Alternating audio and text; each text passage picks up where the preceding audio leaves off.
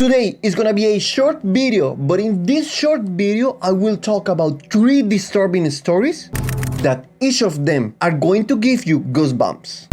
There are moments when humanity tests its limits, and these moments are captured on camera, and with just a camera, these moments are preserved. Moments that aren't just good, but also bad. Today I bring you 3 photos with disturbing and gruesome backgrounds that is gonna give you chills. Number 1. Usually when I speak of crimes, murders, or psychopaths, and even further back, but what I will show you today is an enigmatic case that happened and very few people know about it. We are in the year 1928 and our protagonist is William George Herrings, a person who has done a lot of unpleasant things. Born on November 15, 1928, his life will be filled with a lot of atrocities. William had a childhood marked by misfortune, which, as in the cases of the psychopaths I talk about, is a determining factor. He suffered from bullying at the school and also came from a broken home where his mother abused him and didn't listen to him. William lived in the poorest part of Illinois. Let's remember that we are talking about an Illinois in the 30s, full of poverty and absolute misery, with an extremely high crime rate and other factors that made his life very difficult in his childhood. William had to go through all of this, which made him grow up with mental issues. To relieve the tension at home, he used to leave the house in the afternoons, and that's how, at the age of 10, William started stealing. Being caught at the age of 13 with a weapon, this will completely change his life. After this incident, the police decided to enter his house and search for any kind of strange things. What they found were many stolen weapons he had hidden and planned to use in the future. After this discovery, the police sent him to the reformatory in Illinois. William was a child who at the age of 13 already knew how to use weapons and committed crimes. At 13, I mean an age where we were normally playing with Legos or, I don't know, video games. No, at that age, he already knew how to use a weapon. In the reformatory, William showed higher intelligence than the average kids. Okay guys, let's remember that most psychopaths or sociopaths have a very high IQ. For example, Richard Ramirez, Ted Bundy, Jeffrey Dahmer, and others. But this guy was special. Something that is characteristic of them. William was accepted at the University of Chicago, and that will change everything in his life. Desperate for money and to maintain his player status, because William was very good looking, and desperate to fulfill his fetish of sniffing female clothing from the girls of his university, he began to steal. That's how at the age of 17, in June 1945, he entered the house of his first victim. This woman was a widow, Josephine Ross. I live alone, and I'm an old lady. She was sleeping. It was a hot morning, and William had previously attempted to break into 2 other apartments. When he reached Josephine's apartment, her dog started barking. She woke up and saw William. Josephine, scared, began to scream, begging for help. Trying to stop her, William put out a knife, and after a short time struggling with her, he ended up stabbing her several times in the throat. Then he strangled her with her own nightgown. After committing this horrendous crime, he ended up stealing some belongings and fled after cleaning the crime scene. The daughter found the corpse on the bed after coming home from work. William had committed his first murder. A few months later, on December 10, 1945, he will attack again.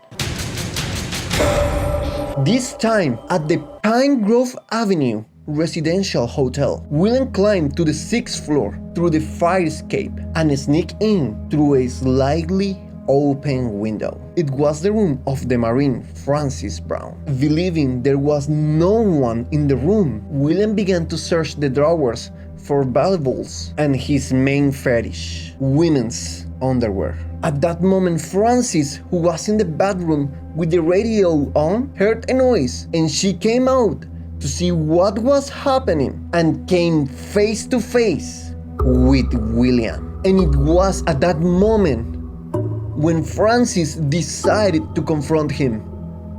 But William took her down with blows and stabs. The body of poor Francis was found mutilated and strangled with her own pajamas, just like in the first murder. William wiped the room of fingerprints and any evidence that could incriminate him, but this time he left a message for the police, a shocking message. He took a red lipstick, like this one, from Francis's purse and wrote on the wall, "For heaven's sake, catch me before I kill more. I cannot control myself." That's how he became known as the Lipstick Killer. 3 weeks later, William will strike again. This time his victim was a young girl. When William entered the house, he encountered the little Susan, who looked at him with pure fear. What happened next will be so intense that if I talk about it on YouTube, this video will be removed. So you can imagine how shocking it was. Sometime after, William has completed his barbarity against little Susan. He left a note demanding ransom. The note said, "Get $20,000 in $5 and $10 bills and wait for further instructions." That same afternoon, over 100 police officers searched for the girl while the family cried out for her return.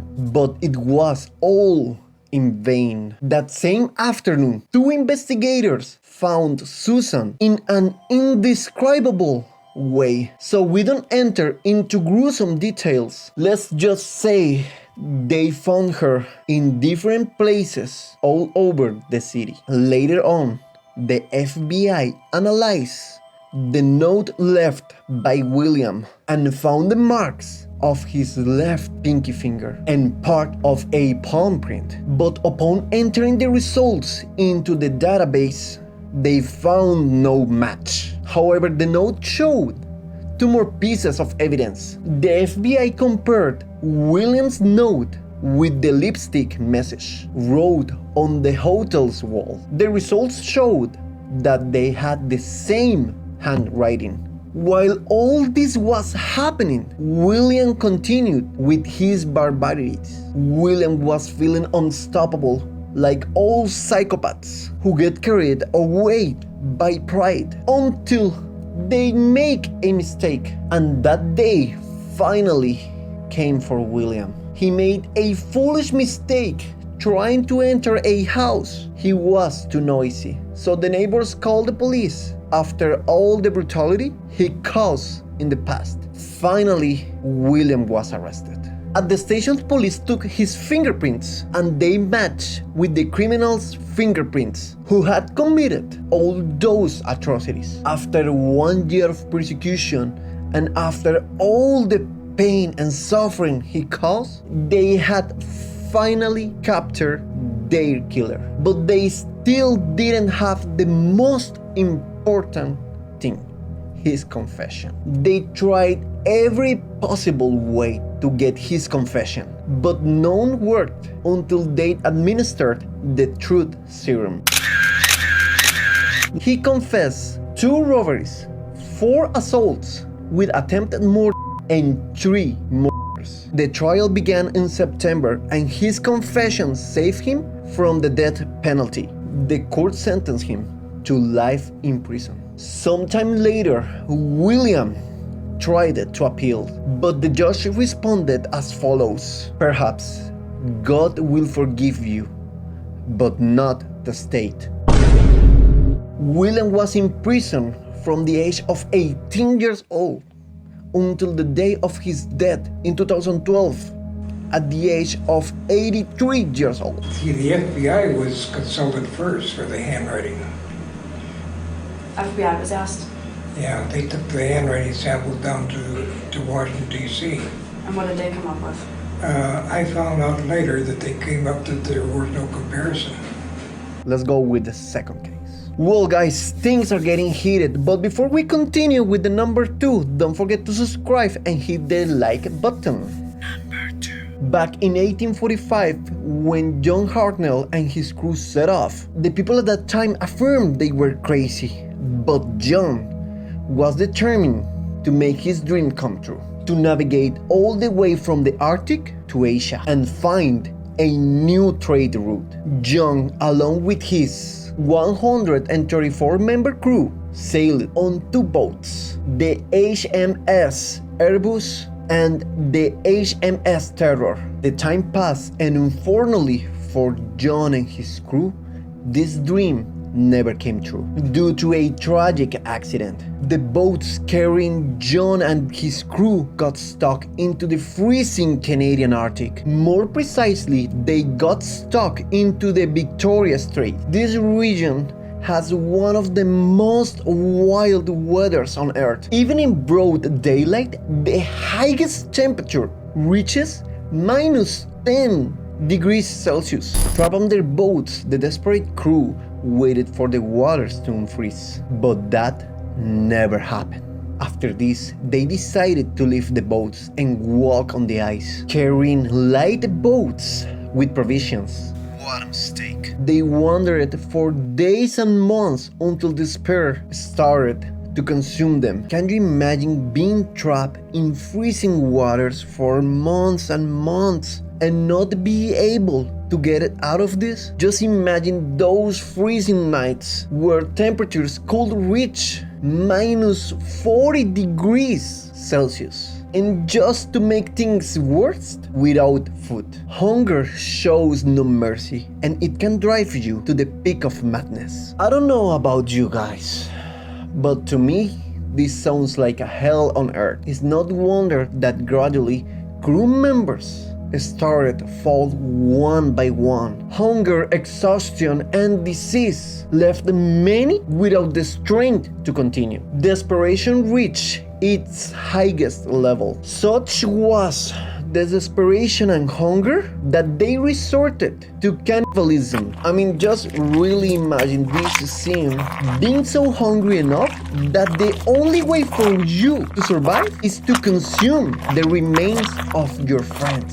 However, none of them made it out alive. Current researchers claim that they found 400 bones from 11 different bodies. And pay attention to these guys. And 25% of them showed signs of cannibalism. They also stated that these poor men, victims of hallucinations and delusions caused by sickness and hunger, suffered terrible fates. After years of suffering and waiting for a rescue that would arrive 135 years later, they never made it out alive. The photograph you're seeing on screen is what was found of John Hartnell, the man who went in search of a dream and only found despair. His body was preserved due to the ice. Number 3. From this moment, I will tell you something painful. And it's not painful because of the gravity of the story, but because of what the victims were physically subjected to. The name of these poor victims, the Castrati. I know this story will be painful for most of the audience. Each era has always had its greatest exponents, but what if I told you that between the year 1650 and the year 1750, its greatest exponents were talented young men that were victims of barbarity for selfish purposes. The Castrati. The Castrati were young individuals with angelic voices recruited by the Catholic Church to give their best performances and concerts to the nobility of that time. What you don't know about this story is that it has a dark and sorrowful backstory. The Castrati were put through painful surgeries where their testicles were removed so that their voices wouldn't change and would remain angelic as demanded by the Catholic Church. One disturbing fact of this act is that the anesthesia was invented 100 years after the Castrati. So I guess we all can imagine the pain those poor guys had to endure. So the church recruiters knew that this practice was so savage and disturbing that they would command the parents of these poor boys that if anyone asked about this, they must say that their son had been involved in a terrible accident and needed emergency surgery. Okay guys, so the music that you are hearing in the background is from the last Castrati, whose name was Alessandro Moreschi. Thanks to him and countless complaints, this terrible practice, this savage practice was stopped. If you enjoyed this video and you want me to keep doing more incredible content, don't forget to subscribe, hit the like button, and most important, share with your friends. I'm Ricopt. Have a good night.